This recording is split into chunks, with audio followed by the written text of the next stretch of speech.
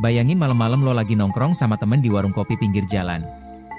Obrolan ngalor ngidul, ketawa-ketawa, sampai ada satu bapak tua yang duduk gak jauh dari kalian tiba-tiba nyeletuk soal sesuatu.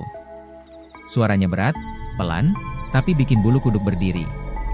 Katanya, di kampung sini dulu pernah ada teror yang bikin orang-orang gak berani keluar rumah malam-malam. Bukan karena hantu kuntilanak, pocong, atau genderuwo, tapi karena sosok yang katanya suka nyerang perempuan lewat tengah malam. Orang-orang manggil dia kolor ijo. Awalnya lo kira itu cuma guyonan receh buat nakut-nakutin. Tapi makin bapak tua itu cerita, makin lo sadar, ekspresinya serius banget. Dia bilang, kolor ijo bukan sekadar cerita iseng buat anak kecil, tapi bener-bener pernah bikin geger satu kampung. Malam-malam jadi sepi, pasar yang biasanya rame mendadak lengang, dan perempuan dilarang keluar rumah sendirian. Lo mungkin mikir, paling cuma mitos. Tapi kalau lo denger detail gimana korban-korbannya ditemuin, lo pasti bakal mikir dua kali buat anggap ini sekadar cerita kosong. Mau gue terusin ceritanya ke lo? Kolor ijo, teror malam di kampung. Gue inget banget waktu itu malam Jumat Kliwon. Suasana kampung lagi sepi, jalanan gelap cuma diterangin sama lampu kuning redup di ujung gang yang kedap-kedip kayak mau mati. Dari kejauhan cuma ada suara jangkrik yang bersahut-sahutan, sama gonggongan anjing kampung yang kadang kedengeran kayak nggak jelas arahnya. Malam itu gue baru aja pulang dari warung kopi, niatnya sebenarnya mau langsung tidur, soalnya besok pagi harus bangun cepet buat kerja. Tapi begitu gue lewatin kebun bambu yang ada di pinggir jalan, gue ngerasa ada yang aneh. Angin tiba-tiba dingin banget, nusuk sampai ke tulang. Padahal biasanya, malam-malam di kampung gue nggak pernah sedingin itu. Langkah gue makin lama makin berat. Gue jalan lebih cepat, tapi perasaan gue malah makin gak enak. Gue coba pura-pura tenang, meskipun bulu kuduk gue udah berdiri semua. Dan disitulah gue denger suara itu, suara kayak langkah kaki berat banget, dup, dup, dup. Setiap kali gue berhenti, suara itu juga berhenti. Gue nengok ke belakang, kosong. Gak ada siapa-siapa. Jalanan sepi, cuma ada bayangan pepohonan yang bergoyang kena angin. Gue tarik napas dalam-dalam, coba nenangin diri, paling perasaan gue doang. Tapi jujur, gue gak yakin sama omongan gue sendiri. Gue lanjutin jalan, tapi suara itu kedengeran lagi, makin jelas, makin dekat. Kayak ada orang gede banget, berat, ngikutin dari belakang. Gue gak berani nengok lagi. Gue cuma nunduk, jalan cepat, hampir lari. Tapi makin gue cepat, makin suara itu ikut nyamain langkah gue. Gue bisa ngerasain kalau jaraknya udah deket banget di belakang. Pas gue nekat noleh sekilas, sumpah gue lihat kayak ada bayangan hitam tinggi besar banget. Badannya kekar, dan gue nggak tahu ini bener apa enggak, gue sempet lihat sekilas kain hijau lusuh yang ngegantung dari pinggangnya. Gue langsung panik. Gue yakin banget itu bukan orang biasa.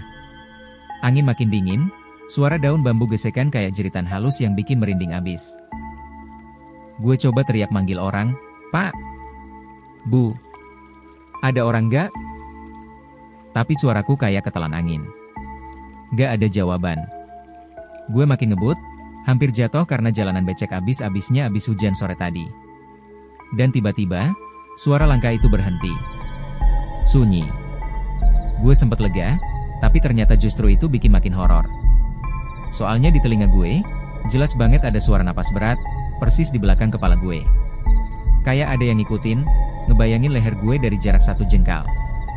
Gue nggak berani nengok, tapi insting gue bilang ada sesuatu yang berdiri di situ, tepat di belakang gue. Suaranya, huh, berat, panjang, kayak orang gede banget abis lari jauh. Jantung gue udah mau copot, kaki gue lemes, tapi gue maksain diri lari sekenceng-kencengnya. Gue udah nggak peduli lagi sama lumpur atau suara apapun. Begitu sampai di depan rumah, gue langsung dobrak pintu dan masuk ke dalam. Gue banting pintu keras-keras sampai bikin ibu gue kaget. Dia nanya kenapa, tapi gue nggak bisa jawab apa-apa. Nafas gue ngos-ngosan. Keringat dingin ngucur, dan bulu kuduk gue masih berdiri. Gue cuma bisa duduk di lantai sambil gemeter. Dan pas gue nengok ke arah jendela, sumpah gue masih lihat bayangan tinggi gede berdiri di kebun bambu. Diam. Gak gerak. Tapi gue yakin, dari balik kegelapan itu dia lagi mandangin gue. Malam itu gue nggak bisa tidur. Gue cuma bisa nunggu, berharap pagi cepet dateng. Begitu gue jalan lebih cepat, bulu kuduk gue langsung berdiri. Gue ngerasa ada yang gak beres di belakang gue. Kayak ada yang ngikutin, tapi gue gak berani nengok. Jantung gue makin kencung, deg-degan gak karuan. Tapi rasa penasaran selalu lebih kuat dari rasa takut. Gue nekat putar kepala pelan-pelan ke belakang. Astaga, gue hampir copot jantung. Di belakang gue, berdiri sosok gede banget, badannya kekar, kulitnya hitam legam, cuma pakai kolor hijau lusuh yang sobek-sobek. Matanya merah nyala, kayak bara api, dan tangannya ngepal kenceng seakan siap ngeremukin apa aja yang dia pegang. Itu bener-bener kayak yang sering diceritain orang kampung, sosok kolor hijau. Gue nggak bisa gerak beberapa detik. Kaki gue lemes, bibir gue kaku, cuma bisa ngebatin doa sekenanya. Sosok itu diam aja, berdiri tegak sambil mantengin gue. Tapi yang bikin bulu kuduk gue makin merinding. Dari mulutnya keluar suara ketawa kecil, berat, serak, kayak orang habis ngerokok seumur hidup. Hehehe. Suara itu bener-bener nusuk ke telinga gue. Gue nggak pakai pikir panjang lagi. Gue langsung lari sekenceng-kencengnya, padahal kaki gue udah kayak mau patah saking paniknya. Nafas gue ngos-ngosan, tapi gue nggak peduli. Gue cuma pengen cepat sampai rumah. Tapi anehnya, meskipun gue udah lari sejauh mungkin, suara langkah berat itu masih kedengeran jelas di belakang gue. Duk, duk, duk. Kayak tanah yang gue injek juga ikut bergetar setiap kali dia melangkah. Gue coba tambah kecepatan, tapi suara itu nggak pernah ketinggalan. Kayak bayangan yang terus nempel. Sesekali gue nekat nengok ke belakang. Gila. Dia masih di situ. Jaraknya nggak pernah jauh. Matanya yang merah terus nyala di gelapnya malam, kayak lampu yang ngejar gue. Senyumnya juga makin lebar, kelihatan deretan giginya yang panjang dan tajam kayak gigi binatang buas. Gue hampir jatuh waktu kaki gue nyangkut batu, tapi entah gimana gue bisa berdiri lagi dan terus lari. Angin malam makin dingin nusuk tulang. Di telinga gue, ketawanya makin kencung, hehehe, hehehe. Suara itu bener-bener bikin kepala gue pening. Kayak ada yang ngomong di dalam otak gue buat nyerah aja. Tapi gue lawan. Gue harus sampai rumah, gue harus selamat. Pas gue lihat ke depan, jalan ke arah rumah gue kayak makin panjang. Padahal biasanya cuma butuh beberapa menit buat nyampe, tapi malam itu rasanya kayak gue lari tanpa ujung. Gue mulai mikir jangan-jangan gue udah keseret ke dunia dia. Dunia yang orang-orang sering bilang sebagai tempat kolor ijo ngelakuin terornya. Gue teriak minta tolong, tolong, tolong. Tapi suara gue kayak hilang ditelan angin. Gak ada yang jawab, gak ada yang keluar dari rumah buat nolongin. Kampung gue sepi banget, kayak semua orang tiba-tiba hilang. Keringat gue udah ngucur deras. Jantung gue kayak mau meledak. Gue udah gak tahu harus gimana lagi. Tiap kali gue nengok, sosok itu makin dekat. Dan pas gue nengok untuk kesekian kali, jaraknya udah cuma tinggal beberapa langkah dari punggung gue. Senyumannya masih sama, serem, dingin, bikin darah gue kayak berhenti ngalir. Gue hampir nyerah, sampai tiba-tiba gue lihat sesuatu di ujung jalan. Gue nyoba ngibrit masuk ke gang sempit dekat rumah Pak RT. Pikiran gue cuma satu, kabur secepat mungkin. Gue kira dengan masuk ke gang kecil ini, kolor ijo nggak bakal bisa ngejar. Tapi ternyata malah kebalikannya. Begitu kaki gue melangkah ke dalam, suasananya berubah aneh. Gang itu biasanya cuma sepanjang 3 rumah, tapi kali ini rasanya kayak nggak ada ujungnya. Lampu jalan yang tadi nyala satu-satu mulai mati perlahan. Cetek, cetek. Bunyinya terdengar jelas. Satu lampu mati, disusul lampu berikutnya, kayak ada sesuatu yang sengaja ngejebak gue. Dalam hitungan detik, gang itu gelap gulita. Gue cuma bisa ngelihat samar-samar karena ada cahaya bulan yang kehalang awan tipis. Napas gue makin ngos-ngosan. Jantung gue berdetak kenceng banget, sampai kedengeran di telinga gue sendiri. Tok, tok, tok. Suara langkah gue makin panik, tapi yang bikin gue hampir pingsan adalah suara lain yang nyusul di belakang. Langkah berat itu masih ada. Duk, duk, duk, makin lama makin dekat. Gue nggak berani nengok lagi. Tapi saat gue paksa nengok sekilas, gue lihat jelas bayangan gede itu muncul di ujung gang. Badannya makin kelihatan jelas. Tubuh tinggi, kulitnya kayak gelap kehijauan, cuma pakai kolor hijau lusuh yang robek-robek. Dari jauh aja matanya udah kelihatan nyala merah kayak bara api. Gue merinding setengah mati. Hehehe, jangan lari, Suaranya kedengeran jelas banget. Parau, berat, tapi ada nada kayak orang lagi ngegodain. Bulu kuduk gue berdiri semua. Suara itu bukan cuma kedengeran di telinga, tapi kayak langsung nusuk ke kepala gue. Gue pengen teriak, tapi mulut gue beneran kayak terkunci. Tenggorokan gue kering banget, suara nggak bisa keluar. Gue cuma bisa lari terus, walaupun kaki gue udah gemeteran. Anehnya, meskipun gue ngerasa lari kenceng, ujung gang itu nggak pernah deket. Kayak gue lari di tempat. Sementara itu, suara langkah kolor ijo makin keras. Duk, duk, duk.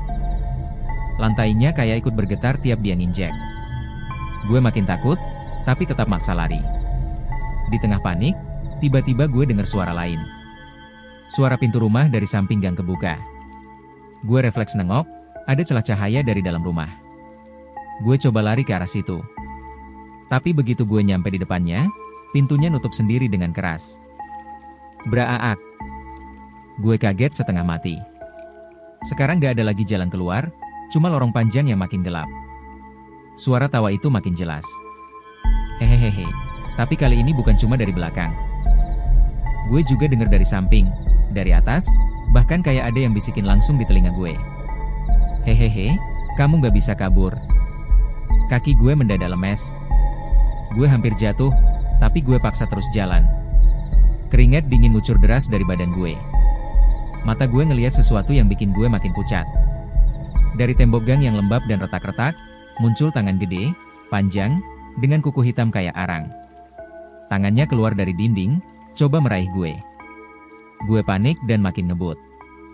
Tapi gang itu makin sempit. Bahu gue sampai kebentur ke dinding kanan kiri. Nafas gue udah megap-megap, tapi suara itu nggak berhenti. Hehehe, sini, sini. Gue ngerasa bener-bener kayak masuk ke dunia lain. Bukan gang rumah Pak RT lagi, tapi kayak lorong gaib yang sengaja dibikin buat ngejebak gue. Gue udah nggak bisa mikir apa-apa selain lari, walau gue sadar cepat atau lambat gue bakal kepepet. Dan bener aja, pas gue nengok lagi, sosok kolor ijo itu udah ada beberapa meter di belakang gue. Matanya merah menyala, mulutnya nyeringai lebar nunjukin giginya yang tajam. Jantung gue hampir copot ngeliat itu, tapi kaki gue udah nggak kuat lagi buat lari. Gue mulai pasrah, tapi tiba-tiba, anehnya, jalan keluar gang tiba-tiba nutup sendiri kayak ketiban tembok yang muncul entah dari mana. Gue sampai bengong, ngeraba-raba dinding itu dengan panik, tapi keras banget, dingin kayak batu. Padahal sebelumnya itu jalan lurus ke arah rumah Pak RT. Gue udah bener-bener kejebak. Sementara itu, suara langkah berat makin mendekat. Duk, duk, duk. Suaranya bikin lantai gang bergetar halus. Gue ngerasa lutut gue lemes, kayak udah gak sanggup lagi buat lari. Dan pas gue nengok ke arah suara itu, kolor ijo udah berdiri gak jauh dari gue. Astaga, badannya bener-bener gede banget, nutupin hampir seluruh lorong. Tingginya mungkin hampir 2 meter lebih. Dia cuma pakai kolor hijau lusuh yang sobek-sobek di bagian pinggirnya, kayak udah dipakai puluhan tahun. Dari tubuhnya keluar bau apek bercampur amis, bikin perut gue mual. Gue bisa lihat jelas wajahnya. Kulitnya hitam legam kayak arang, matanya merah menyala kayak bara api, melotot nggak berkedip. Senyumnya lebar banget sampai kelihatan deretan gigi tajam-tajam, kuning penuh noda, kayak gigi makhluk yang doyan ngunyah daging mentah. Bulu kuduk gue berdiri semua, keringat dingin ngalir deras di pelipis. Dia ngulurin tangannya ke arah gue.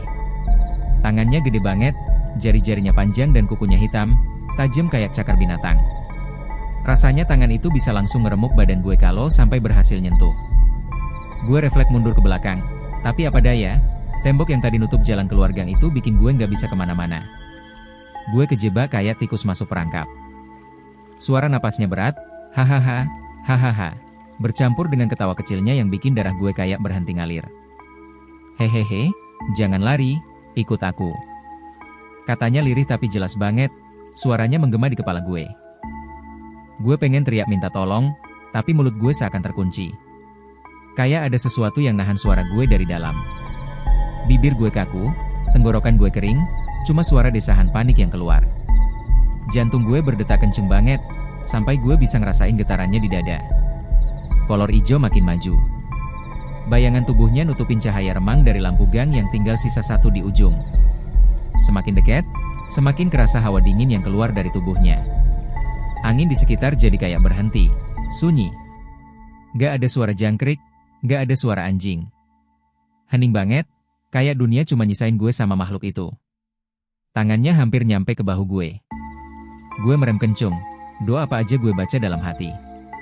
Ayat kursi, Al-Fatihah, doa tidur, doa makan, semua gue campur jadi satu. Gue udah pasrah, ngerasa sebentar lagi bakal diambil makhluk itu.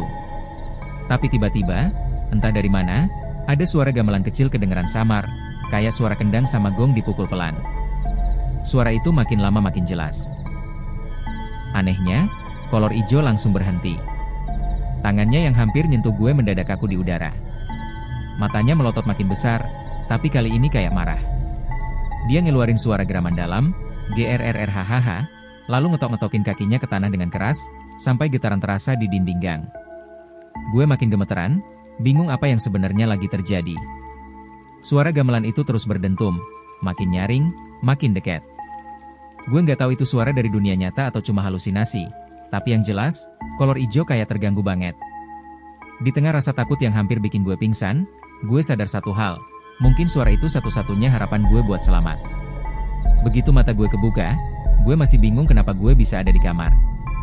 Padahal terakhir gue inget, gue kejebak di gang sama kolor ijo. Gue duduk pelan di kasur, keringat dingin masih nempel di badan, kaos yang gue pakai basah kuyup. Nafas gue masih ngos-ngosan kayak abis lari maraton. Gue nengok ke jendela, cahaya pagi udah masuk. Tapi yang bikin gue langsung terdiam adalah lantai kamar gue. Di sana ada bekas telapak kaki gede banget, hitam, kayak abis diinjek sama sesuatu yang berat. Bentuknya jelas, jari-jari panjang, telapaknya kasar, ukurannya jauh lebih gede dari kaki manusia normal. Gue bener-bener merinding. Gue cubit pipi gue kenceng, berharap ini masih mimpi. Tapi rasa sakitnya nyata, dan telapak kaki itu tetap ada di sana, gak hilang. Gila, ini gak mungkin mimpi. Gumam gue pelan. Gue jalan mendekat, tapi pas gue mau ngelihat lebih detail, gue langsung mundur lagi. Ada bau aneh yang kecium. Bau anyir, campur keringat basi, dan entah kenapa bikin gue mual. Bekas telapak kaki itu benar-benar nyata. Gue nggak tahu gimana caranya gue bisa selamat semalam, tapi yang jelas makhluk itu benar-benar ngikut sampai ke kamar gue. Seharian itu gue jadi nggak tenang. Gue cerita ke nyokap kalau semalam gue kayak diganggu sesuatu pas pulang. Nyokap cuma ngelirik dengan wajah serius. Terus bilang, makanya jangan pulang malam-malam, apalagi lewat kebun bambu. Di situ memang udah lama angker. Gue pengen cerita lebih detail, tapi entah kenapa lidah gue keluh. Gue takut kalau orang lain malah nganggep gue gila. Malam harinya, rasa takut itu masih ke bawah. Gue tidur sambil nyalain lampu, tapi tiap gue merem, gue kebayang lagi wajah kolor ijo itu. Kulit hitamnya yang legam, giginya yang tajam kuning kayak gergaji, dan matanya, mata merah yang nyala kayak bara api. Gue ngerasa tiap kali gue kebayang tatapan itu, badan gue langsung dingin. Kayak ada energi aneh yang nyedot keberanian gue. Besoknya, kabar mulai nyebar di kampung. Ada tetangga gue yang bilang lihat bayangan gede di kebun bambu semalam. Anjing-anjing pada gonggongin, tapi nggak ada yang berani nyamperin. Dari situ, orang kampung jadi heboh. Banyak yang ngingetin lagi, jangan pernah bales tatapan kolor ijo. Katanya, kalau lo sekali aja berani tatap balik matanya, nyawa lo bisa hilang. Lo bakal diseret masuk ke dunianya, dan jasad lo nggak bakal pernah ketemu. Gue makin yakin kalau kejadian semalam bukan mimpi. Bekas telapak kaki yang masih ada di lantai kamar jadi bukti nyatanya. Gue coba bersihin pakai pel, tapi anehnya noda hitam itu nggak bisa hilang. Mau digosok pakai sabun sekuat tenaga pun tetap aja nempel. Kayak udah jadi bagian dari lantai. Hari-hari berikutnya, gue nggak pernah berani pulang malam sendirian. Apalagi lewat kebun bambu. Setiap kali gue lewat jalan itu siang hari pun, gue masih bisa ngerasain hawa dingin yang beda. Kadang angin berhembus kayak ada yang ngikutin. Kadang juga bambu-bambu itu berisik sendiri padahal nggak ada angin. Sampai sekarang, gue masih nyimpen ketakutan itu. Gue nggak pernah lupa wajahnya, suara ketawanya, dan langkah kakinya yang berat. Yang paling bikin gue nggak bisa tenang adalah satu hal. Setiap pagi Jumat Kliwon, bekas telapak kaki itu selalu muncul lagi di lantai kamar gue. Udah gue lap, gue gosok, gue bersihin, tetap aja balik lagi. Kayak kolor ijo itu masih ngikutin gue, nungguin waktu yang pas buat nyeret gue ke dunianya. Dan tiap kali gue bangun pagi, gue cuma bisa berdoa dalam hati. Semoga hari ini bukan giliran gue. Saya Joe, dan ini adalah Radio Horor AI, tempat di mana suara-suara gelap tidak pernah benar-benar hilang. Matikan lampumu. Tapi jangan pernah mematikan kewaspadaanmu. Sampai jumpa di malam yang lain. Jika kamu masih di sini. Jika Anda pecinta horor sejati, subscribe sekarang dan nyalakan lonceng notifikasi agar tidak ketinggalan cerita terbaru.